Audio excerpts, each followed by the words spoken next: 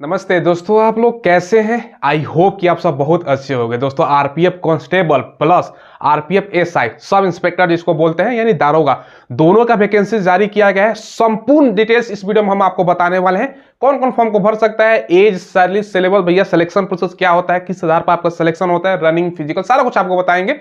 चलिए वीडियो को शुरू करते हैं। और हमने पहले ही बता दिया था कि भैया आरपीएफ का वैकेंसी आने वाला है, और इसके बाद भी बता दूं ना रेलवे का कौन सा वैकेंसी आ रहा है। एएलपी और टेक्नीशियन 40,000 के आसपास पोस्ट का चर्चा है।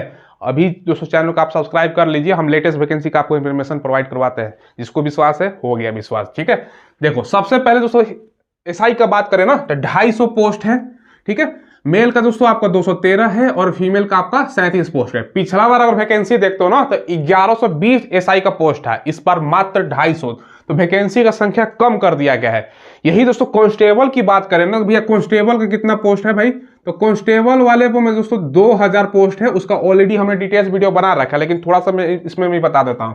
कांस्टेबल का 2000 पोस्ट है, जिसमें से 1700 दोस्तों आपका मेल का पोस्ट हो गया, बाकी 300 आपका फीमेल का पोस्ट है। और ये जो कांस्टेबल वाला वैकेंसी है ना मात्र 10th पास पे है। दोनों का सारा मतलब फिजिकल वगैरह और सिलेबस वगैरह सारा का सारा लगभग सेम ही होता है। थोड़ा सा आपको मैं क्लियर कर देता हूं। अगर कांस्टेबल में भरोगे तो आपका मात्र 10th पास मांगा जाता है, और रनिंग आपका मात्र समय 5:45 होता है, बाकी सब सेम है, समझिएगा ध्यान से। एसआई और कांस्टेबल दोनों में 500 रुपये लगेगा, बाकी एससी एसटी और फीमेल है तो 250 रुपये आपका लगेगा। एज कब से काउंट हो रहा है ये नोटिफिकेशन के माध्यम से मैं आपको बताऊंगा, जो शॉर्ट नोटिस जारी किया गया है। बाकी दोस्तों एज कितना है, एसआई के लिए एज आपका 20 से 25 साल है, ओबीसी है तो 28 साल तक, ठीक है। और एससी एसटी है तो आपका 5 साल का छूट मिलता है, और तो भैया 30 साल तक फॉर्म को भरेंगे। यही अगर कांस्टेबल की बात करें ना भैया, कांस्टेबल का 18 साल हो जाता है। सेम वही समझ लो, 18 20 की जगह 18 हो जाता है। उस पर डिटेल्स वीडियो बना रखें, लिंक आपको वीडियो डिस्क्रिप्शन में मिलेगा। और साथ में दोस्तों आपका एक कटअप पर भी वीडियो बनाएंगे दोपहर तक, वो भी वीडियो आपको देखने को मिलेगा, तो वो भी देख लीजिएगा पिछला बार कटअप कितना गया है, ठीक है। अब देखो क्वालिफिकेशन एसआई के लिए दोस्तों आपका ग्रेजुएशन, चाहे आपने बीए कर रखा हो, बीकॉम कर रखा हो, मतलब भैया कोई भी विशेष हो, कितना भी परसेंट ओनली पास हो, ऑल इंडिया कैंडिडेट इस फॉर्म को अप्लाई करेंगे, ठीक है। बाकी दोस्तों सिलेक्शन प्रोसेस में आपका पहले एग्जाम जो कि ऑनलाइन, जाहिर सी बात है, फिर आपका फिजिकल में पीईटी, पहले आपका रनिंग, फिर आपका हाइट वगैरह नापा जाता है, फिर डीबी, और फिर आपका दोस्तों क्या होता है लास्ट में आपका मेडिकल भी होता है, ठीक है। जोन वाइज वैकेंसी है, अलग अलग जोन है भारत में, तो भैया अलग अलग आप कमेंट बताना कितना जोन है भारत में, ठीक है। सैलरी एसआई पोस्ट के लिए दोस्तों मुझे जहां तक लगता है कि 40,000 तमाम दोस्तों अलाउंसेस वगैरह जुड़ने के बाद मिलेगा। अब आपके मन में सवाल आएगा सर अप्लाई कब से होगा। देखो अप्लाई इसी महीने आपका स्टार्ट, क्योंकि शॉर्ट नोटिस आ गया है, इसी महीने स्टार्ट होने वाला है, ठीक है। सिलेबस क्या है भैया, 120 क्वेश्चन, 120 नंबर का, 1.5 घंटे का समय, 1/3 निगेटिव, 35 आपका रीजनिंग से सवाल रहेगा, मैथ से भी 35 सवाल रहेगा, और जीके जीएस से भी आपका 50 सवाल रहेगा। ये दोस्तों आप लोगों ने सिलेबस देख लिया। अब देखिए दोस्तों आपको तैयारी कहाँ से करनी है, इसके लिए किरण पब्लिकेशन का आपको बुक लेना है, ठीक है। ये जो बुक देख रहे हो ना, ये समान अध्ययन का बुक है, जिसमें दोस्तों आपका समान ज्ञान प्लस समान विज्ञान दोनों शामिल रहेगा। 1992 से 2022 तक जितने भी रेलवे के एग्जाम हुए हैं, जैसे कि दोस्तों एएलपी, आरपीएफ एसआई का, आरपीएफ कांस्टेबल हो गया, ग्रुप डी, एनटीपीसी, सबका 27,000 से ज्यादा क्वेश्चन का संग्रह आपको मिल जाएगा। भैया इसी में से तो क्वेश्चन आएगा, इससे ज्यादा कहाँ आने वाला, ठीक है। साथ में मैथमेटिक्स का भी किरण पब्लिकेशन का बुक आता है, ये टोटल पेपर है, 10,000 से ज्यादा क्वेश्चन, और 1996 से अब तक जितने भी टीसीएस के पैटर्न पे एग्जाम हुए सबका भैया इसमें शामिल रहने वाला है, ठीक है। और लेटेस्ट एडिशन है ये रीजनिंग का किरण पब्लिकेशन का बुक है, 2023 लेटेस्ट एडिशन, समझ लो। इसमें 200 पेपर आपको देखने को मिल जाएगा, सेम 87 से ज्यादा बहुबे के पेपर 1996 से अब तक तमाम रेलवे के एग्जाम में पूछे गए प्रश्न है। इससे बाहर कहाँ पूछेगा, और सबका आंसर डिस्क्राइब करके बताया गया आसान भाषा में। सबका लिंक दोस्तों वीडियो के डिस्क्रिप्शन में आपको मिल जाएगा, वहां से ऑनलाइन ले सकते हो, या नदी की दुकान पर उपलब्ध है, वहां से भी ले सकते हो।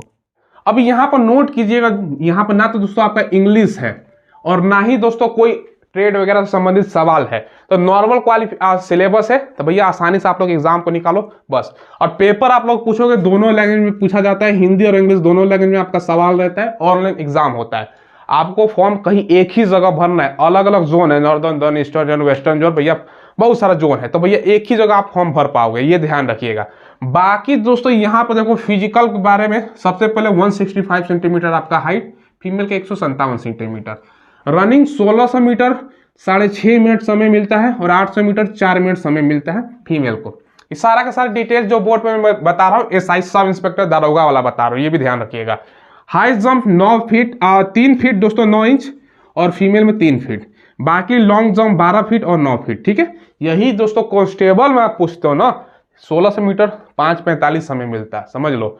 बाकी हाई जंप दोस्तों ये भी बढ़ जाता है, ये 14 फीट हो जाता है, 4 हो जाता है, ये भी ध्यान रखिएगा, ठीक है। बाकी दोस्तों ये जो हाइट है ना दोस्तों जनरल ओबीसी ईडब्ल्यूएस के लिए। बाकी दोस्तों अगर एससी एसटी की बात करें ना, यहाँ पर मैं ये भी लिख देता हूँ, अगर आप एससी हैं एसटी हैं तो भैया 160 सेंटीमीटर आपका हाइट, चलो आपको मैं बोल के बता रहा हूँ तो समझ में आ जाएगा। बाकी एससी एसटी फीमेल में कितना लगेगा भैया, वो 152 सेंटीमीटर, ये भी ध्यान रखिएगा, थोड़ा सा मिस्टेक था तो हमने आपको बता दिया।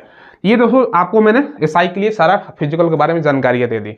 बाकी मिनिमम क्वालिफाई मार्क्स के लिए दोस्तों रिटर्न मतलब मिनिमम क्वालिफाई करना कितना मिनिमम ला रहे हैं। अब एक चीज यहाँ पर कंफ्यूज मत होइएगा, नोटिस बच्चा देखता है ना तो कंफ्यूज हो जाता है कि सर जनरल ओबीसी के लिए 42 नंबर नोटिस में दिया है और एससी एसटी को 36, बस इतना से ज्यादा लाएंगे तो हमारा नौकरी हो जाएगा, नहीं होने वाला। ये मिनिमम क्वालिफाई है, इसलिए मैंने बता दिया कि इससे काम नहीं होगा, क्योंकि दोस्तों मेरिट आपका बनेगा रिटर्न के एग्जाम पर।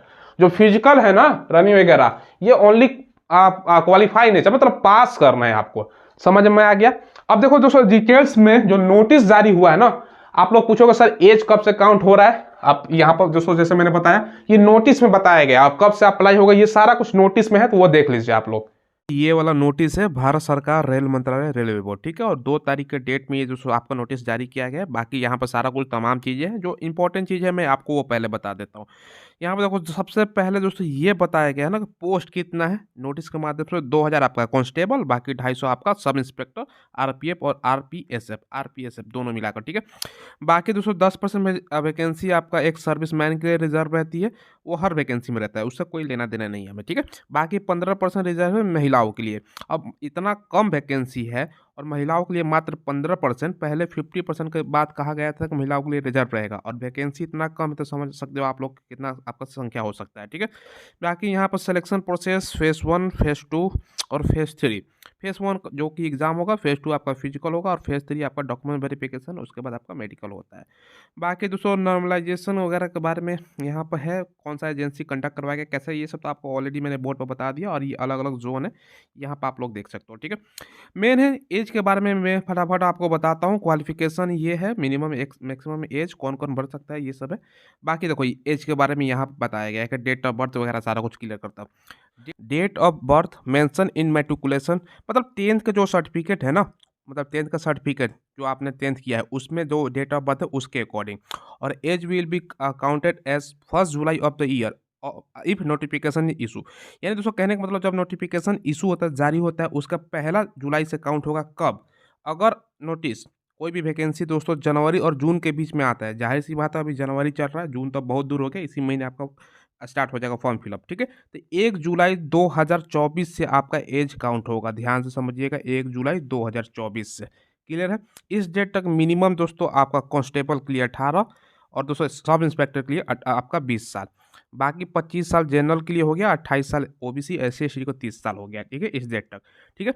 बाकी यहाँ पे ये भी बताया गया है ना, अगर वैकेंसी दोस्तों आपका दिसंबर, ठीक है, जुलाई और दिसंबर के बीच में आता है तो भैया आपका जो एज है ना वो कब से काउंट होगा, तो वो 1 जनवरी से काउंट होगा, ठीक है। तो ये तो इतना लंबा चौड़ा नहीं जाएगा, और ये डेट ऑफ एग्जाम्पल के तौर पर बताया गया, इसको हटा दीजिए, ठीक है।